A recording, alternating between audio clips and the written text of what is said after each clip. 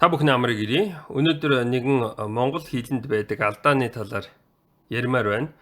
Энэ нь юу вэ гэхээр Йехова гэсэн үгийг бид нар буруу хэлж ярьж бичдэг юм шиг байна.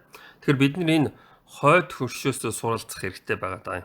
Яг л хойд хөршийн орсууд маань тэр Йехова гэдэгт итгэдэг байхгүй юу? Тэгэхээр орсууд юу гэж ярьдсан бэ гэж байгаа байхгүй юу?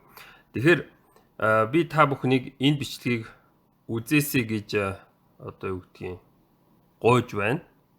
Мэдээж хэлийг ойлгохгүй юм чинь та нар юу гэдгийг skip хийчих болно. Я хотел остановиться на одном слове – имя. Кто призовет имя Господня, спасется. Я спрашиваю, а какое имя Господа? Православный ни один не может ответить. А ведь мы непрерывно говорим, да светится имя Твое. Имя Твое светится. Какое имя? А имя-то нет нигде. Его нету вообще. Живые помощи считаем, и там-то призывают имя Господне, а имени нету. Почему? Есть оригинал. Оригинал – это еврейский народ. Сегодня в мире насчитывается около 7 тысяч разных наречий. Находят народности, где не больше 100 человек. Эти исчезающие нации тоже просвещаются Евангелием. Им сразу говорят имя Господне. Моисей это знал. И когда был послан Богом к израильскому плененному народу, он говорит, а как тебе имя?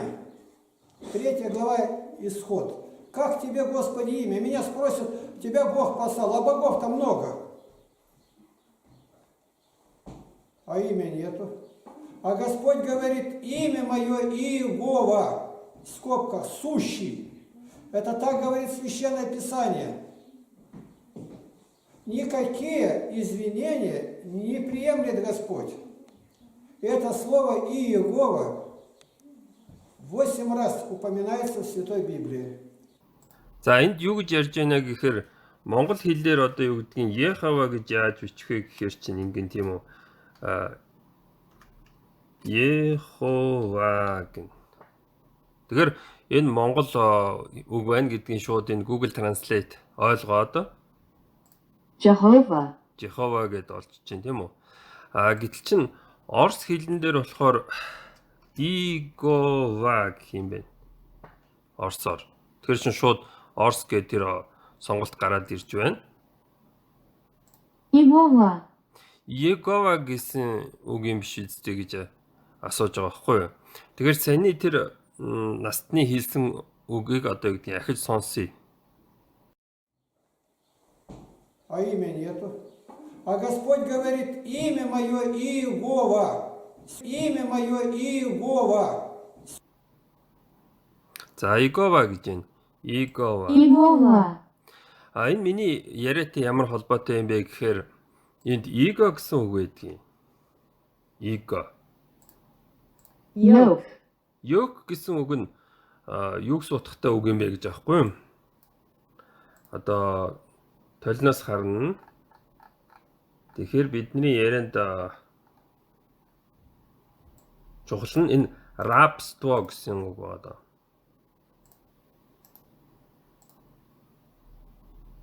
Рабство.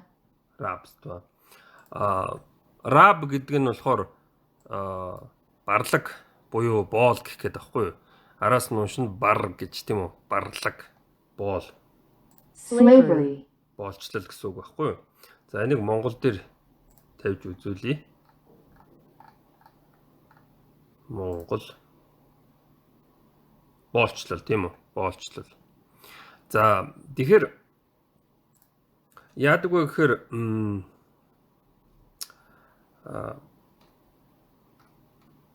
дарлал байхгүй тийм үү? Дарлал. Давление. Давление ч биш л дээ. Англи хэлэн дээр Oppression. operation тийм үү? Тэгэхэд дарлаач хүн гэх юм бол Oppressor. одоо дарлаач хүн баггүй тий. Тэр чин дарлаач хүн гэсэн имийг одоо дарлаачин гэж хэлж болно. Тийм үү? Дарлаа. Тэгэхээр энэ дарлаа гэснээс нь болохоор чин ла ир д гэж байна. Энэ болохоор лард гэдэг. Тэгээд лорд гэхгүй юу? Тэгэхээр Lord. лорд гэж байна. Тэгэхээр лорд гэдэг нь юу юм бэ гэж байгаа байхгүй юу? Тэгэхээр чин орс хэлэн дээр Господин. господин лорд god Господь Бог. Господь Бог гэдэг. Тэгэхээр юу гэж ярих гээд байна гэхээр чин эго гэсэн үг байгаа да. Эго. Тэгээд эго болох юм ч тийм. Эго. Ива Егова.